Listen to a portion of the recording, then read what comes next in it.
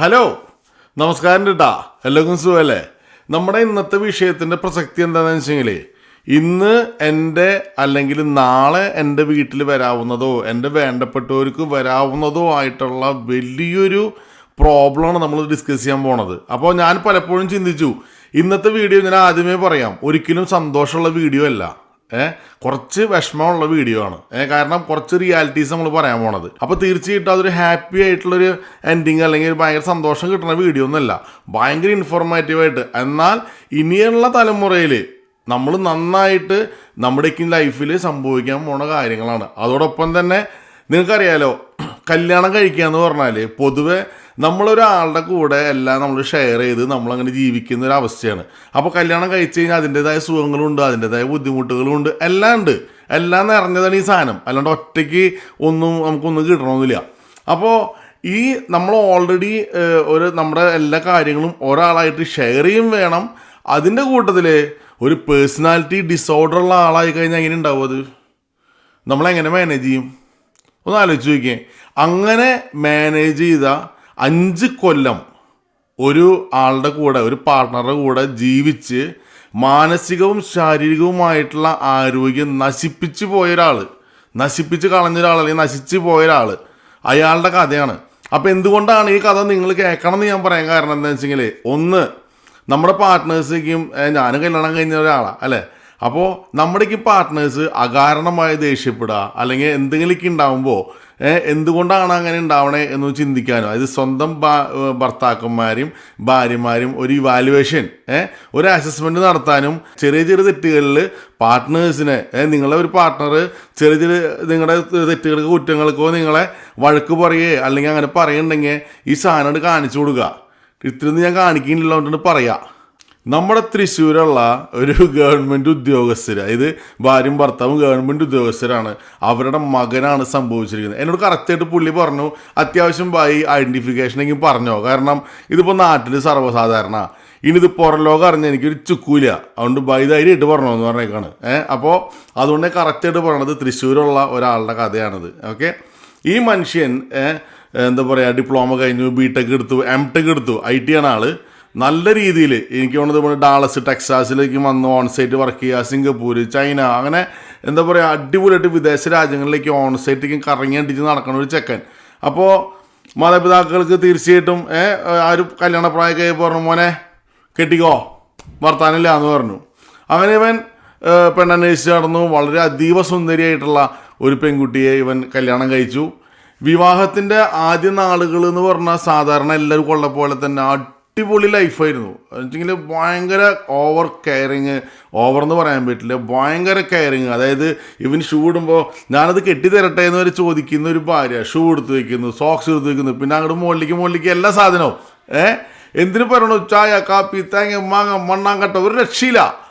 അങ്ങനെ ഭയങ്കര. അപ്പോൾ ഇവന് തന്നെ വിചാരിച്ചേ, ചേടാ ഇതിപ്പോൾ ഇത്രയും ആവേശമുള്ള കാര്യമായിരുന്നു വെച്ചെങ്കിൽ കുറച്ച് നേരത്തെ ആവായിരുന്നു. അപ്പനാകുമ്പോൾ ചെറിയൊരു അസൂയ തോന്നി, വിഷമം തോന്നി, കാരണം നിങ്ങളിത് എന്നോട് മുൻകൂട്ടി പറഞ്ഞില്ലല്ലോ എന്നുള്ളത്. അങ്ങനെ ഹണിമൂണിൻ്റെ ഭാഗമായിട്ട് ഇവർ അടിച്ചു പൊളിച്ച് കടന്നു. അതുമാത്രമല്ല, ഇവരുടെ ഫാമിലിയിൽ, ഇവരുടെ ഫ്രണ്ട്സിൻ്റെ ഗ്യാങ്ങിൽ നോക്കി കഴിഞ്ഞാൽ ഈ പെൺകുട്ടി വളരെ ഉഷാറാണ്. എല്ലാ ഫ്രണ്ട്സിനുമായിട്ട് എന്താ പറയുക കൂടുന്നു, അടിപൊളിയാവുന്നു, എല്ലാവരോടും വിളിക്കുന്നു, സംസാരിക്കുന്നു, വീട്ടിലേക്ക് വിളിക്കുന്നു, ഫുഡ് കൊടുക്കണു. അതുപോലെ തന്നെ ഇവരുടെ ബന്ധുക്കളുടെ ഇടയിൽ ഭയങ്കര സ്വീകാര്യത, ഒരു രക്ഷ. എല്ലാവരും പറഞ്ഞു, മോനെ നിൻ്റെ ഭാഗ്യടാ, നിൻ്റെ രാജകുമാരിയെ കാണാനും ലുക്ക് അതേപോലെ തന്നെ മനസ്സും, വളരെ മനസ്സിന് നല്ലൊരു ഉടമസ്ഥയാണ് നിന്നെ കിട്ടിയിട്ടുള്ളതെന്ന് പറഞ്ഞു. ഈ പെൺകുട്ടിക്കാണെങ്കിലും ഈ ഭർത്താവ് എന്ന് പറഞ്ഞ ഒരു രക്ഷയില്ല, മരിക്കവള്. അവൾ പറഞ്ഞു, ഇനി ചേട്ടനെ ആരും വേണ്ട, ഇനി ചേട്ടൻ്റെ സകല കാര്യവും നമ്മളാണ്, മനസ്സിലായില്ലേ? വേറെ ഭർത്താവിനുള്ള ലെവലിൽ ചങ്കത്തി എന്ന് പറഞ്ഞാൽ പണ്ടാറ ചങ്കത്തി സാധനം. അങ്ങനെ ജീവിതം ഇങ്ങനെ മുന്നോട്ട് ഇങ്ങനെ പോയിക്കൊണ്ടിരിക്കണു. കുറച്ച് ദിവസം കഴിഞ്ഞപ്പോൾ ഇവൻ്റെ ഫ്രണ്ട്സൊന്നും ഇവനെ വലിയ കാര്യമായിട്ട് ഒരേ വൈകുന്നേരത്തെ കമ്പനിക്കുക ഒന്നിനും വിളിക്കുന്നില്ല. ഓരോ പാർട്ടികൾ ഉണ്ടാകുമ്പോഴും പതുക്കെ ഞങ്ങൾ ചെറുതായിട്ടൊന്ന് കൂടണല്ലോ എന്നൊക്കെ പറഞ്ഞിട്ട് ഇങ്ങനെ ഒഴിവാക്കണം ഇവനെ. അപ്പോൾ ഇവൻ പറഞ്ഞു, എവിടെ നിന്ന് ഒരു ഒതുക്കൽ വരണുണ്ടല്ലോ എന്ന് പറഞ്ഞു. ഭാര്യയോട് പറഞ്ഞു എന്തോ ഒരു കുഴപ്പമുണ്ടെന്ന്. അപ്പോൾ അവൾ പറഞ്ഞു, ഒരു തേങ്ങയില്ല ചേട്ടാ, ആര് പോയാലും ഇതിൻ്റെ ഉള്ളിലാണ് ഇരിക്കണത് നിങ്ങൾ, അതുകൊണ്ട് ധൈര്യമായിട്ടിരുന്നോന്ന് പറയാണ്. ഇവർ ഹണിമൂണിന് പോയപ്പോൾ ഇവർക്ക് കുട്ടിക്കാനത്ത് ഇവർ ഒരു സ്ഥലം കണ്ടിട്ടുണ്ടായിരുന്നു. സ്ഥലം കാണല്ല, അവർ താമസിച്ചത് ഊട്ടിയിലേക്കും പോയാണ് താമസിച്ചപ്പോൾ നല്ല തണുപ്പുള്ള ഒരു സ്ഥലം എന്ന് പറഞ്ഞപ്പോൾ നമുക്ക് നമ്മുടെ നാട്ടിൽ തന്നെ ഇടുക്കിയിലുള്ള കുട്ടിക്കാനത്ത് ഒരു സ്ഥലം മറന്നുപോയി. ആ സ്ഥലത്ത് ഇവർ ഒരു സ്ഥലം മേടിക്കാൻ തീരുമാനിച്ചു. അപ്പോൾ ഭാര്യയും ഭർത്താവും കൂടിയിട്ട്. അപ്പോൾ നമുക്കൊരു വെക്കേഷൻ ഹോം പോലെ ഫ്രണ്ട്സ് കേട്ട് വന്ന് അടിച്ച് പൊളിക്കാനും പിന്നെ വാടകയ്ക്ക് കൊടുക്കുക, റിസോർട്ട് അങ്ങനെയൊക്കെ ചെയ്യാമല്ലോ എന്ന് പറഞ്ഞിട്ട്.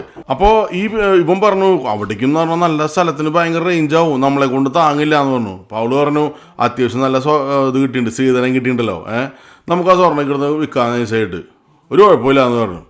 വെച്ചാൽ നമുക്ക് ഒരു സാധനം പടയ്ക്കാം, നമ്മുടെ ജീവിതം നമ്മൾ നോക്കണം, അല്ലെങ്കിൽ നമ്മൾ ഇവിടെ തേങ്ങതാക്കണം, നമുക്ക് പടയ്ക്കാമെന്ന് പറയും. അങ്ങനെ ഇവൻ കയ്യിലിരിക്കുന്ന കാശ് എടുത്തിട്ട് അഡ്വാൻസ് കൊടുത്തു. അപ്പോൾ 2 ഏക്കർ സ്ഥലവും പിന്നെ 2 ഏക്കർ മിച്ച ഭൂമി എങ്ങടാ. അവിടുത്തെ കച്ചവടക്കാർക്ക് അത് പറഞ്ഞാൽ മനസ്സിലാവും, അത് 2 പിരിവ് എന്തോ പറഞ്ഞു അങ്ങനെ. അപ്പോൾ അങ്ങനെ ആയിരുന്നു കച്ചവടം കാര്യങ്ങളിലേക്കും. അപ്പോൾ അവനും വിചാരിച്ചു എന്നാൽ പിന്നെ സർപ്രൈസ് ആയിട്ടിരിക്കട്ടെ, എല്ലാം കഴിഞ്ഞിട്ട് ഫ്രണ്ട്സിനോടും വീട്ടിലും ഒക്കെയും പറയാം, നമ്മളും കുറച്ചൊക്കെ ഒന്ന് വലുതായി, കാര്യങ്ങൾ ചെയ്യാൻ നമ്മൾ പ്രാപ്തരായി, അപ്പോൾ അതിൻ്റെ പേരിൽ നമ്മളെല്ലാം അങ്ങനെ വിളിച്ചു പോകേണ്ട കാര്യമില്ലോ, ശരി എന്ന് പറഞ്ഞു. അയാൾ അഡ്വാൻസും കൊടുത്തു. അങ്ങനെ ഇരിക്കുമ്പോൾ അവന് വീണ്ടും കമ്പനി ഓൺസൈറ്റായിട്ട് സിംഗപ്പൂർ വരെ ഒന്ന് പോകേണ്ടി വന്നു. അപ്പോൾ എന്താ പറയുക, പ്രിയതമയുടെ വീട്ടിലാക്കിയിട്ട് അങ്ങനെ നമ്മുടെ കഥാനായകൻ സിംഗപ്പൂർക്ക് പോവുകയാണ്. സുഹൃത്തുക്കളെ, സിംഗപ്പൂർക്ക് പോവുകയാണ്. ഓക്കെ, അപ്പോൾ ഞാൻ ആദ്യമേ പറഞ്ഞല്ലോ, നമ്മളിപ്പോൾ ഈ ഡിസ്കസ് ചെയ്യുന്ന ഈ നാർസിസ്റ്റിക് പേഴ്സണാലിറ്റി ഡിസോർഡർ എന്ന് പറയുന്ന സാധനത്തിൻ്റെ ഫസ്റ്റ് സ്റ്റേജ് ഇവരുടെ ലൈഫ് ഒരു 4 സൈക്കിൾ, അത് 4 സാധനം കൂടുന്ന ഒരു സൈക്കിള്. അപ്പോൾ ഒരു ഫസ്റ്റത്തെ സ്റ്റേജ് അല്ലെങ്കിൽ ആദ്യത്തെ അവസ്ഥ എന്ന് പറയുന്നതാണ് ഇപ്പോൾ പറയുന്നത്. അപ്പോൾ നമ്മളൊരു റിലേഷൻഷിപ്പിലേക്ക് പോയി കഴിഞ്ഞാൽ ഒരു നല്ല വിക്ടിം കളിക്കുകയോ അല്ലെങ്കിൽ ലവ് ബോംബിങ് എന്ന് പറയും. അതായത് നമ്മളെ ഭയങ്കരമായിട്ട് അങ്ങോട്ട് പാമ്പർ ചെയ്ത് നമ്മളെ അങ്ങോട്ട് വീർപ്പ് മുട്ടിക്കും.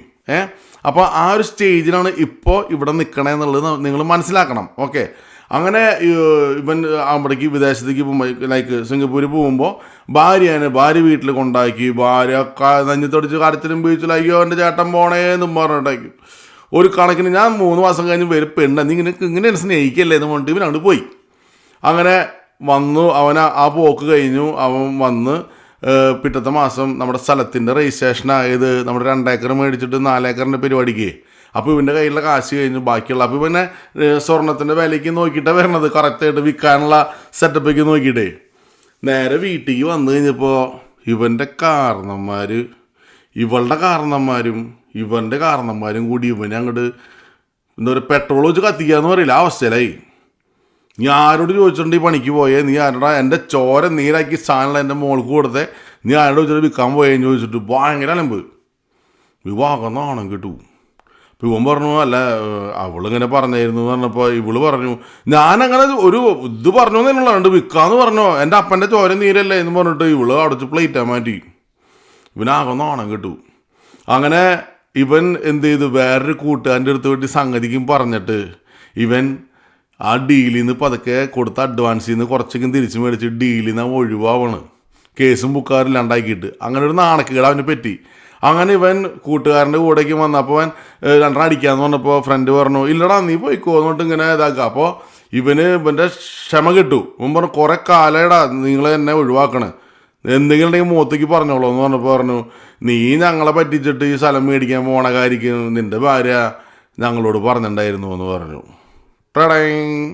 ആരോടും പറയണ്ടെന്ന് പറഞ്ഞിട്ട് അടുത്ത പണി വെട്ടക്കാക്കണ പണി എന്ന് പറയും.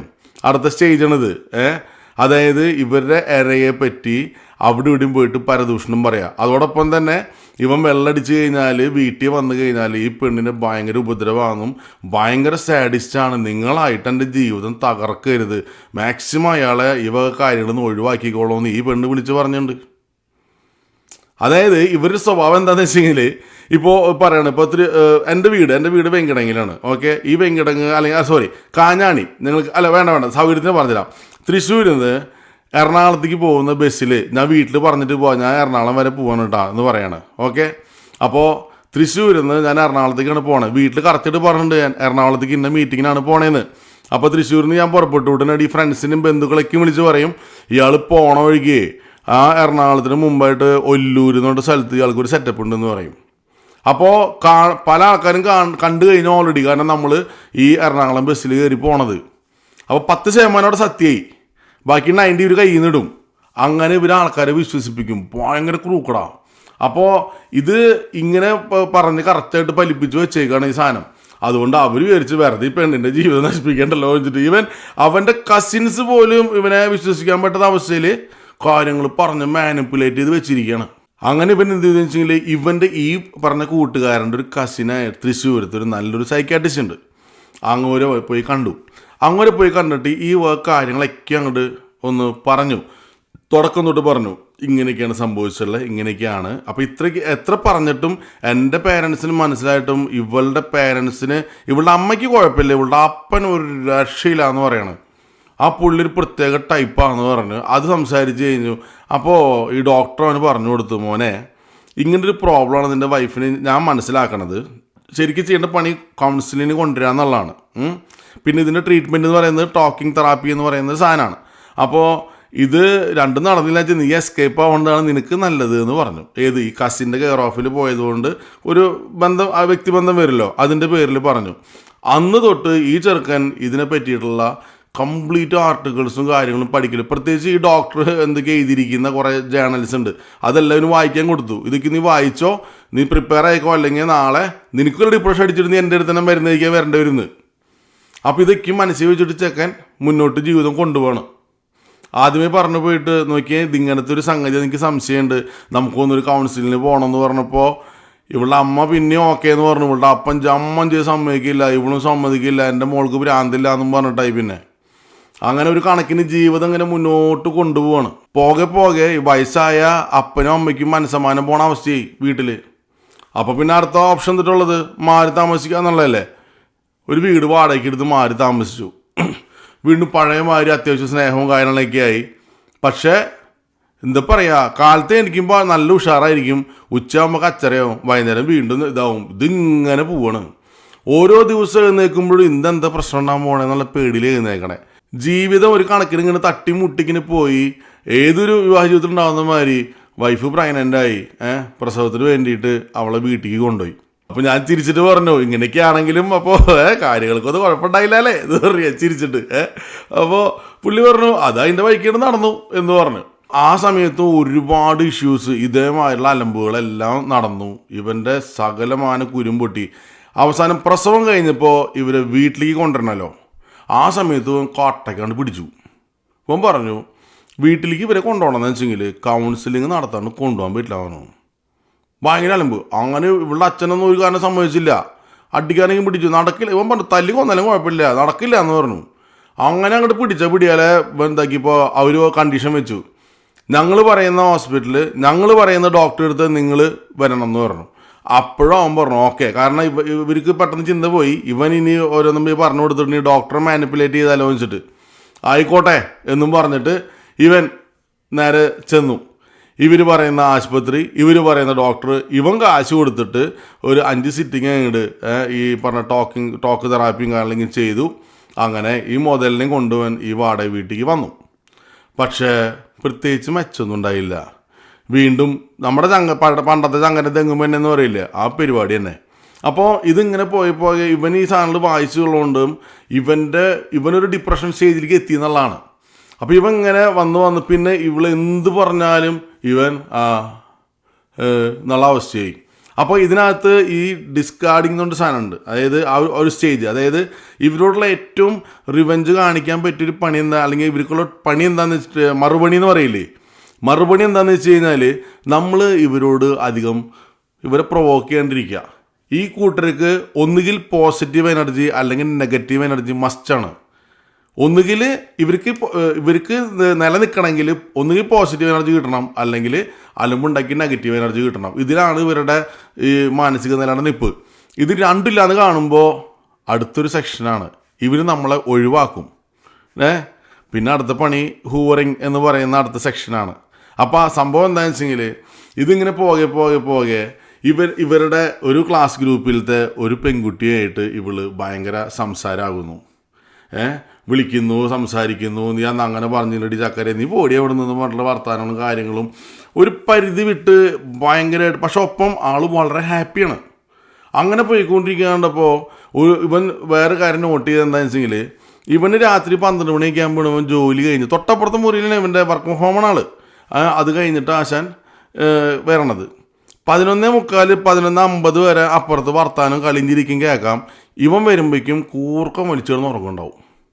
അപ്പോൾ ഇങ്ങനെ കുറച്ചുകൂടി പോയി കഴിഞ്ഞപ്പോൾ ഇവനറിയാം ഓൾറെഡി ഇവൻ്റെ അടുത്ത സ്റ്റേജ് എന്ന് പറയുന്നത് ട്രാങ്കുലേഷൻ എന്ന് പറയുന്ന സ്റ്റേജാണ്, അല്ലെങ്കിൽ ഹൂവറിങ്, അതായത് അടുത്ത ഒരു ഇരയെ തേടി ഇവർ പോവുക എന്നുള്ളതാണ്. അത് ഇവർ അസുഖത്തിൻ്റെ ഭാഗമാണ്, അല്ലാണ്ട് വേറെ ഇതല്ല. അത് ഇവരുടെ പേഴ്സണാലിറ്റി ഡിസോർഡറിൻ്റെ ഭാഗമാണത്. അപ്പോൾ ഇവൻ സത്യം പറഞ്ഞാൽ ഇത് അറിയാവുന്ന കാരണം കൊണ്ട് തന്നെ നൈസായിട്ട് ഈ ഫോൺ ഹാക്ക് ചെയ്തിട്ടുണ്ടായിരുന്നവൻ. നമ്മൾ പണ്ടൊരു കഥ പറഞ്ഞ ഓർമ്മയുണ്ട്. ഇവിടെ വന്നപ്പോൾ റൂം മൊത്തം മറ്റേ മൈക്ക് വെച്ചിട്ട് ഒരുത്തൻ പിടിച്ചോൻ മറ്റേ അന്ന് പറഞ്ഞ മാതിരി ഇവനും അവിടെ ബുദ്ധി ഉപയോഗിച്ചു എന്ന് പറയില്ലേ. നൈസായിട്ട് ഈ സാധനം അവൻ ചെയ്തു വെച്ചു. സംഭവം നമുക്ക് നോക്കി ഇല്ലീഗലാന്നൊക്കെയും പറയാം, പക്ഷേ ആ ഒരു സാഹചര്യത്തിലൂടെ കടന്നു പോകുന്നവനെ ആ ഒരു ബുദ്ധിമുട്ട് അറിയുള്ളൂ. അപ്പോൾ അവനതങ്ങ് ഹാക്ക് ചെയ്തു. അങ്ങനെ അവൻ നോക്കി കഴിഞ്ഞപ്പോൾ കറക്റ്റായിട്ട് ആ ഉദ്ദേശിച്ച പോലെ തന്നെ കുറച്ച് എക്സ്പോസ് ചെയ്തുള്ള കുറച്ച് ഫോട്ടോസ് എല്ലാം കൊടുക്കണു. അങ്ങനെ തപ്പി ചാറ്റുകളൊന്നും ഒരു സുഖമുള്ള ചാറ്റല്ല. അങ്ങനെ കുറേ തപ്പി കഴിഞ്ഞപ്പോൾ ഒരു വോയിസ് കിട്ടി. അതിനകത്തുനിന്ന് ഒരാണിൻ്റെ ശബ്ദരേഖ വരണേ. പേര് കിടക്കണത് പെണ്ണിൻ്റെ പേരാ, നമ്പർ സേവ് ചെയ്തേക്കണേ, പക്ഷേ സാധനം കിടക്കണത് ആണില്ല. അങ്ങനെ ഇവൻ എന്താ പറയുക, വേദനയോട് കൂടി ഞാൻ മനസ്സിലാക്കി ചേട്ടാ ട്രാങ്കുലേഷൻ എന്ന് പറഞ്ഞ സ്റ്റേജിൽ അവൾ എത്തിയിട്ടുണ്ടെന്നുള്ളത്. അപ്പോൾ നിങ്ങളൊന്ന് ആലോചിച്ച് നോക്കണം. ഇത് അറിഞ്ഞ് ജീവിക്കണ ഒരാൾ എന്തിനു വേണ്ടറിയാം, കൊച്ചിന് വേണ്ടിയിട്ട്, കൊച്ചുണ്ടായി പോയില്ലേ എന്നുള്ള ഒറ്റ ഇതിൽ. അങ്ങനെ അടുത്ത സ്റ്റേജ് ഈ പറഞ്ഞ ട്രാങ്കുലേഷൻ അവിടെ നടന്നുകൊണ്ടിരിക്കുന്നു. ഒരു ദിവസം ഭാര്യനെ ഇവൻ കൈയോടെ കറക്റ്റ് പറഞ്ഞതിനോട് ഒരു ദിവസം പിടിച്ചിരുത്തിയിട്ട് പറഞ്ഞു, നിനക്ക് ഇങ്ങനെയൊക്കെയുള്ള കാര്യങ്ങളുണ്ടെന്നുള്ളത് എനിക്കറിയാം, എല്ലാം ഡിലീറ്റ് ചെയ്തേക്ക്, നമ്പർ ഇതാക്കിയേക്ക്, ഇനി ഇത് ചെയ്യരുത്. കാരണം നമുക്കൊരു മോളുണ്ട്, നമുക്ക് ഈ കിടാവിൻ്റെ ഭാവി വലിയൊരു വിഷയമാണ്. അത് കാരണം കൊണ്ട് അടങ്ങി ഒതുങ്ങി നമ്മൾ നിൽക്കുകയാണെങ്കിൽ മുന്നോട്ട് അങ്ങോട്ട് പോകാൻ നമുക്കെന്ന് പറഞ്ഞു. അപ്പോൾ എന്നാൽ പിന്നെ ശരിയെന്ന് പറഞ്ഞ് കൂടെ തെറ്റും പുറത്തേക്കും പറഞ്ഞ് അങ്ങനെ ഉദ്ദേശിച്ചല്ല എന്ന് പറഞ്ഞിട്ടേക്കും വന്ന് അങ്ങനെ 1 മാസമായി 2 മാസമായി ഇവൻ വീണ്ടും അടുത്തൊരു വിദേശ യാത്രയ്ക്ക് പോവാണ്. അവൻ പോയത് ഹൂസ്റ്റണിലേക്കാണ്, നമ്മുടെ US ലേക്ക്. 3-4 മാസം കഴിഞ്ഞ് അണ്ണൻ തിരിച്ചു വരുമ്പോൾ വീണ്ടും ഇതന്നെ പണി. രാത്രി ആയിപ്പിക്കും, പഴയ കൂട്ടുകാരത്തി അങ്ങ് അവതരിക്കും. അതും കൂടെ ആയപ്പോൾ അവന് ഭ്രാന്തായി. ഇവൻ എന്ത് ചെയ്തെന്ന് വെച്ച് കഴിഞ്ഞാൽ നേരെ ഈ സകല ഡീറ്റെയിൽസും കയ്യിൽ കിടപ്പുണ്ടല്ലോ, അത് ആദ്യമേ ഇപ്പം എന്നോട് പറഞ്ഞിട്ടുണ്ടായിരുന്നില്ല. ഈ സാധനം കംപ്ലീറ്റ് ചെയ്ത് ഇവള് ഈ അയച്ചു കൊടുത്തുള്ള ഫോട്ടോ കുറച്ച് ബ്ലർ ആക്കിയിട്ട് ഏകദേശം മനസ്സിലാവണ അവസ്ഥയിലാക്കിയിട്ട് ഇവളുടെ പേരൻസിന് അയച്ചു കൊടുത്തിട്ട് പറഞ്ഞു, ഇങ്ങനെയൊക്കെയാണ് പ്രശ്നങ്ങൾ, അതുകൊണ്ട് മോളെ കൊണ്ടുപോയി ട്രീറ്റ് ചെയ്തിട്ട് എനിക്ക് അവളെ തിരിച്ചു തരണം, കാരണം കുട്ടിയുണ്ട്, സോ എനിക്ക് അവളെ തിരിച്ചു വേണം. അപ്പോൾ നിങ്ങൾ എന്തെങ്കിലും തെറാപ്പി എന്താ വെച്ചാൽ ചെയ്ത് കാരണം പറഞ്ഞ് മനസ്സിലാക്കിയിട്ട് നിങ്ങൾ തിരിച്ചു തരണം എന്ന് പറഞ്ഞ് ഇതെല്ലാം അയച്ചു കൊടുത്തപ്പോൾ അപ്പൻ പിന്നെ ഒന്നും പറഞ്ഞില്ല. ആഹാ എന്നിപ്പോൾ ശരിയാക്കിയ അവളെ, ഇത് ബൊയ്തീനെ ആ കുഞ്ഞെ സ്പാൻഡർ എടുത്തതെന്ന് പറയില്ലേ, അതുപോലെ ഇതിപ്പോൾ ശരിയാക്കിയ അതുകൊണ്ട് വന്ന് നേരെ വിളിയും കൊണ്ട് കിടാനും പിടിച്ചിട്ട് കൊണ്ടുവരാനുണ്ടായി. പിന്നെ 1 കൊല്ലത്തേക്ക് അവിടെ ഇരുന്നു. അപ്പോഴേക്കും ഇപ്പം എന്ത് വെച്ചെങ്കിൽ ഇത് വരാണ്ടായല്ലോ, വാടക വീടേക്കും വിട്ടിട്ട് സ്വന്തം വീട്ടിലേക്ക് ഇവൻ പോന്നു. അങ്ങനെ അവിടെ താമസിക്കുകയാണ് അവൻ, ജോലിയും ചെയ്ത് ഇങ്ങനെ താമസിക്കുന്നു. 1 കൊല്ലം കഴിഞ്ഞപ്പോൾ കറക്റ്റായിട്ട് കൊല്ലം കഴിഞ്ഞപ്പോഴേക്കും ഒരു വക്കീലിനെ വിളിച്ച് വീട്ടിലേക്ക് വന്നു. സിമ്പിളായിട്ട് കുറച്ച് ലക്ഷങ്ങൾ കൊടുക്കുകയാണെങ്കിൽ മ്യൂച്വലായിട്ട് ഡിവോഴ്സ് ചെയ്യാമെന്ന് പറഞ്ഞിട്ട്. അപ്പോൾ അവൻ പറഞ്ഞു, ഞാൻ ഡിവോഴ്സ് ഉദ്ദേശിച്ചിട്ടില്ലല്ലോ, ഡിവോഴ്സ് നിനക്ക് വേണ്ടെന്ന് വെച്ചാൽ ഞാൻ പൊക്കോണം, കാശ് തരാൻ പറ്റില്ല.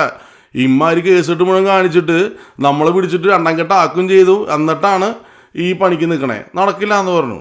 അപ്പോൾ ഇവിടെയാണ് നമ്മുടെ നാടിൻ്റെ രാജ്യത്തിൻ്റെ ഏറ്റവും വലിയ ശാപം എന്നുള്ളത്. ഈ അസുഖം ആണുങ്ങൾക്ക് വന്നു കഴിഞ്ഞാൽ പെണ്ണുങ്ങൾക്ക് പോയിട്ട് പോലീസ് സ്റ്റേഷനിൽ പരാതിപ്പെട്ടിട്ട് ചെയ്ത് കഴിഞ്ഞാൽ പോലീസുകാർ പിടിച്ച് 4 കൊടുത്തു കഴിഞ്ഞാൽ അവൻ്റെ നാർസിസ്റ്റ് ഡിസോർഡറൊക്കെയാണ് മാറിയിരിക്കും, മനസ്സിലായ. പക്ഷേ ഇതൊരു പെണ്ണിന് വന്നു കഴിഞ്ഞാൽ ഒരാണ് പോയിട്ട് എവിടെ പോയിട്ട് കംപ്ലയിൻ്റ് ചെയ്യുന്ന പറയണേ. ഇതൊരു കെമിക്കൽ ടെസ്റ്റിലൂടെ ഒന്നും കണ്ടുപിടിക്കാൻ പറ്റിയ സാധനമല്ല. ആ കൂടി എൻ്റെ എന്താ പറയുക പഠനങ്ങൾ മനസ്സിലാക്കിയത് US മാത്രമാണ് ഒരു കോടതിയിൽ കൂടി ഇതിനൊരു സ്പെഷ്യലിസ്റ്റ് ഉള്ളതും അവിടെ മാത്രമേ ഈ ഒറ്റ കേസിൽ ഡിവോഴ്സ് കിട്ടിയിട്ടുള്ളൂ. ബാക്കി ഒന്നിനും തെളിയിക്കാനോ ഓപ്ഷനില്ല. അത് ഈ കാരണം കൊണ്ട് ഞാൻ പറഞ്ഞത് ഈ വീഡിയോ കാണേണ്ട ഏറ്റവും വലിയ ആവശ്യകത എന്താണെന്ന് പറഞ്ഞത്. കുറച്ച് ലെങ്ത് വീഡിയോ ആണ് എനിക്കറിയാം, പക്ഷേ ഈ ഒരു കണ്ടൻറ്റിന് ഇങ്ങനെ പറഞ്ഞാലേ എനിക്കത് മനസ്സിലാവും, സാധാരണക്കാരന് മനസ്സിലാവണമെങ്കിൽ അത്ര ഇമ്പോർട്ടൻ്റ് ആയിട്ട്. കാരണം ഈ ഡിവോഴ്സിൻ്റെ അവസ്ഥയിലേക്ക് പോയപ്പോൾ കറക്റ്റായിട്ട് അപ്പോൾ ഇവളുടെ അപ്പൻ എന്ന് പറഞ്ഞാൽ പക്ക നാർസിസ്റ്റിക് ഈ പേഴ്സണാലിറ്റി ഡിസോർഡർ ഉള്ള ആളാണ്. അയാളുടെ അടുത്ത് വർത്താനം പറഞ്ഞപ്പോൾ 2 ആഴ്ചക്ക് ഉറങ്ങില്ല എന്ന് ചക്കനോട് പറയണേ. അമ്മാതിരി മെനക്കെടാന്ന് ഇയാൾ. അപ്പോൾ ആ ഒരു ഓവർ സ്ട്രിക്റ്റിലോ അല്ലെങ്കിൽ ഓവർ നെഗ്ലക്റ്റ് ചെയ്തിട്ടോ അല്ലെങ്കിൽ ഓവറായിട്ട് പാമ്പർ ചെയ്തിട്ടോ കുട്ടികളെ വളർത്തി കഴിഞ്ഞാൽ ഉണ്ടാവുന്ന ഒരു സാധനമാണിത്. അപ്പോൾ ഇതിനകത്ത് ഏതിനും ഒരെണ്ണോ പിന്നെ ജീനിൽ ഓൾറെഡി കിടക്കണ്ടാവുമല്ലോ. അപ്പോൾ ഈ പ്രവണത ഈ വക 3 സാധനങ്ങളിലേക്ക് കൂടെ പുറത്തേക്കൊണ്ട് വരും. പ്രവണത എന്ന് പറയുന്ന സാധനം അതിനെ നമ്മൾ നല്ല രീതിയിലാണെങ്കിൽ അതിക്ക് അടി കിടക്കും, അത് പൊങ്ങില്ല. പക്ഷേ ഈ 3 ഇത് കിട്ടുമ്പോൾ ഇതിന് വളമാണ് ഈ സാധനം പൊങ്ങി ആ ക്യാരക്ടറിൽ ഈ സാധനം അങ്ങോട്ട് സെറ്റാക്കുകയാണ്. അതാണ് ഇവിടെ സംഭവിച്ചിരിക്കുന്ന കാര്യം. അങ്ങനെ ഇവളുടെ അപ്പനാണെങ്കിൽ ഒരു രീതിക്ക് അടക്കണില്ല. ഇവളുടെ അമ്മ വളരെ പാവ. കാരണം അതിനൊരു വാക്കുണ്ടായത് ഈ കണ്ട ആൾക്കാരുടെ കൂടെ ജീവിച്ചിട്ട് എന്തൊരു ബിഹേവിയറിനോ മോഡറേറ്ററോ അങ്ങനെ ഒരു ടേം, സത്യം പറഞ്ഞ ടേം ഞാൻ മറന്നുപോയി. അവളുടെ അമ്മ ആ ഒരു സ്റ്റേജാണ്. അതായത് നമ്മൾ പണ്ടത്തെ നാട്ടിൻപുറത്തുള്ള അമ്മമാരെ കണ്ടുണ്ടാ, അതിനോട് പറഞ്ഞിട്ട് കാര്യമില്ല, അത് കൂട്ടാക്കില്ല എന്ന് പറയില്ലേ ഭർത്താവിനെ പറ്റിയിട്ട്. ഈ കേസാണിത്, അത്രേ ഉള്ളൂ. അപ്പോൾ മനസ്സിലായില്ലേ? അപ്പോൾ ഇവർ പറഞ്ഞു ഇത്ര ആക്കിയുള്ള സ്ഥിതിക്ക് നടക്കില്ല, കൊച്ചിൻ്റെ വിസിറ്റേഷൻ അതിന് കസ്റ്റഡിയും 50-50 ആയിട്ട് വേണം, ഒപ്പിടാൻ പറ്റില്ല എന്ന് പറഞ്ഞു.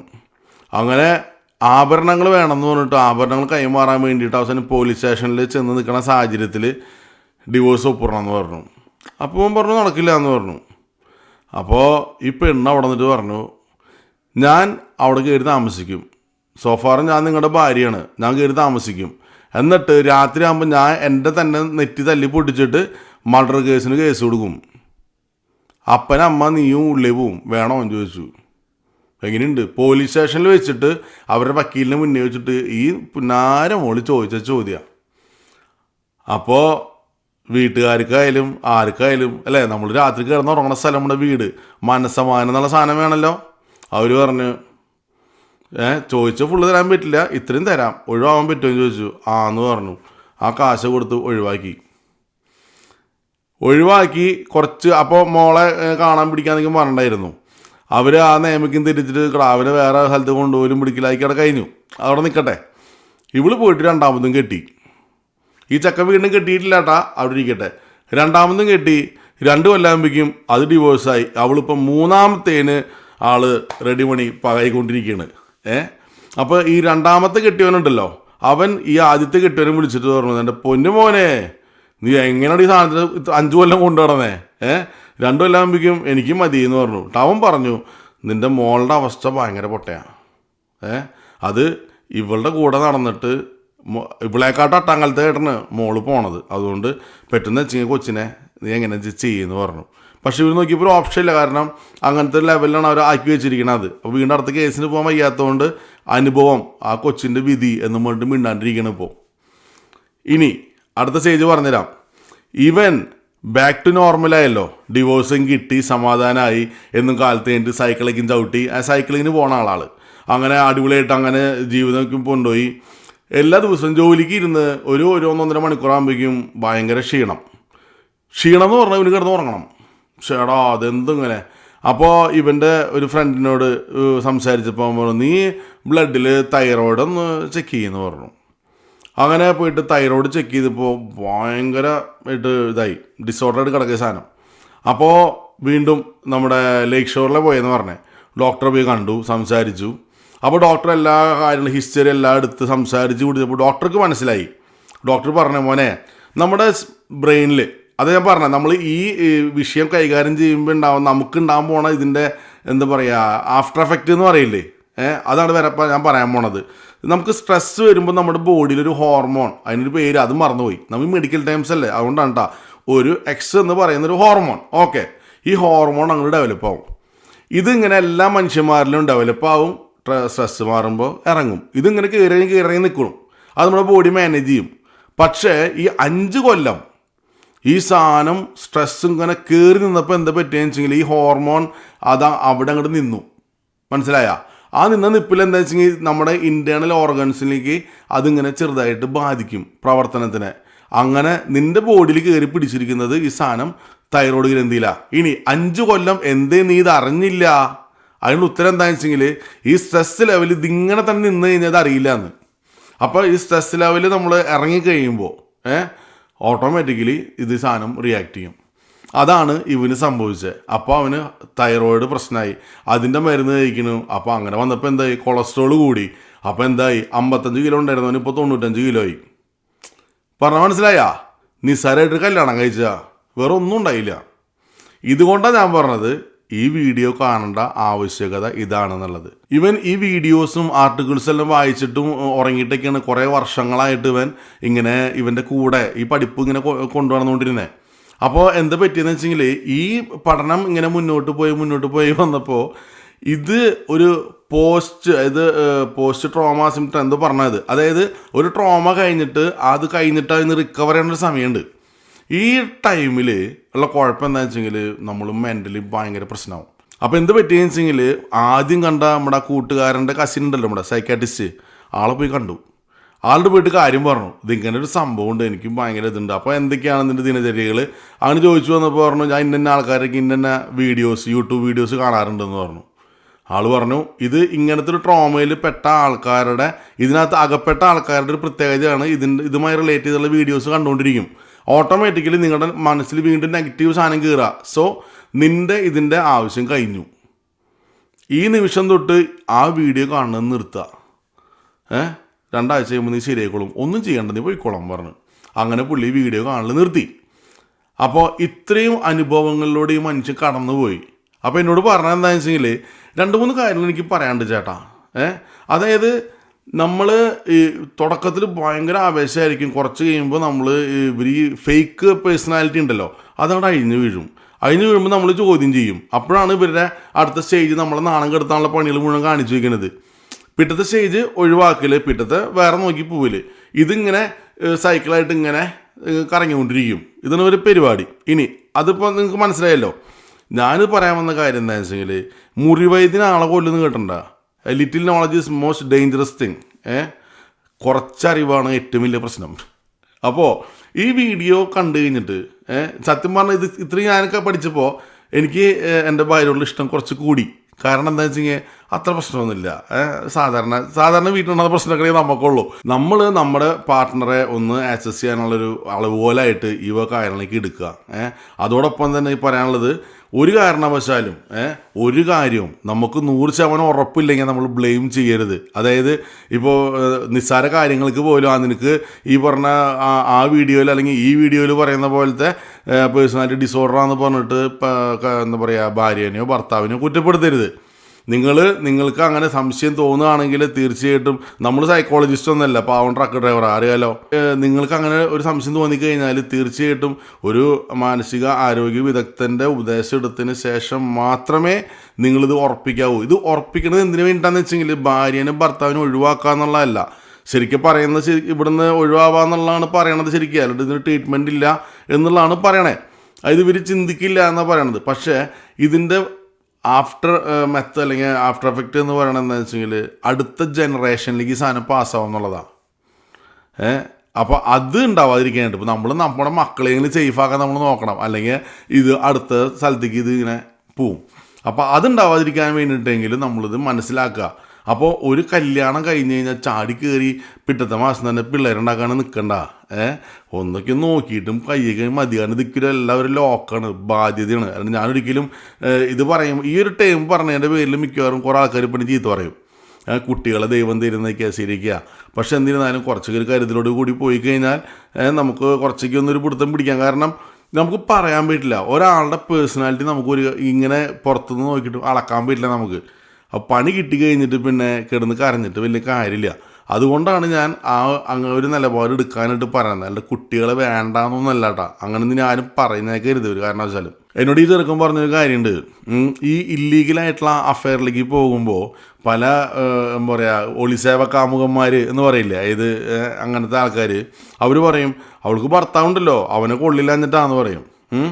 പക്ഷേ ഇത് ഭർത്താവിനെ കൊള്ളില്ലാഞ്ഞിട്ടല്ല, അവനെ കൊണ്ട് പറ്റാണ്ടെന്ന് മനസ്സിലായ. അപ്പോൾ ഇത് എന്നോട് ആ ചെറുക്കൻ പറഞ്ഞ കാര്യമാണ്. കാരണം എന്ന് വെച്ചാൽ മറ്റേ പുള്ളീനെ കോണ്ടാക്ട് ചെയ്ത് ആ നമ്പർ കിട്ടിയ മറ്റേ മുതലിനെ കോണ്ടാക്ട് ചെയ്ത് അവനെ പോയി സംസാരിച്ചില്ലെങ്കിൽ ഉണ്ടായിട്ടുണ്ട്. അപ്പോൾ ആ സമയത്ത് പറഞ്ഞ ഡയലോഗ് ഇതാണ്, അവനെ കൊണ്ട് പറ്റാഞ്ഞിട്ടല്ല എൻ്റെ അടുത്ത് വരണേന്ന്. പക്ഷേ ഇത് മനസ്സിലാക്കേണ്ട കാര്യം, ഇവർ സത്യം പറഞ്ഞാൽ മനസ്സുകൊണ്ട് അറിഞ്ഞുകൊണ്ട് ചെയ്യണമല്ല. നമ്മുടെ ഗംഗയുടെ മേലത്ത് കയറിപ്പെട്ട നാഗവല്ലിയുടെ പരിപാടിയാണ്. നാഗവല്ലി ചെയ്യുന്ന പരിപാടിയാണിത്. അപ്പോൾ നമുക്കൊന്നും ചെയ്യാൻ പറ്റില്ല എന്നുള്ളതാണ്. അപ്പോൾ അത് മനസ്സിലാക്കുക. പിന്നെ വീണ്ടും പറയണം, നമ്മളൊരിക്കലും ഒരു സൈക്കാട്രിസ്റ്റ് അല്ല. ഇത് കണ്ടുകൊണ്ട് മാത്രം തീരുമാനം എടുക്കരുത്. ഇതൊക്കെയും ആലോചിച്ച് എന്താ പറയുക, ഒരു മാനസികാരോഗ്യ വിദഗ്ധൻ്റെ അടുത്ത് തന്നെ പോയിട്ട് തന്നെ നമ്മൾ കാര്യങ്ങൾ തീർച്ചയായിട്ടും അങ്ങനെ തന്നെ ചെയ്യണം. അല്ലാതെ ഒരിക്കലും ഒരു കുടുംബവും കലക്കാനായിട്ട് നമുക്ക് ഉദ്ദേശമില്ല. ഇനി അങ്ങനത്തെ ഒരു ലെവലിൽ കാര്യങ്ങൾ പോകരുത് കേട്ടോ. എന്നാൽ പിന്നെ വീണ്ടും കാണാം. ശരി, എന്നാൽ ബൈ.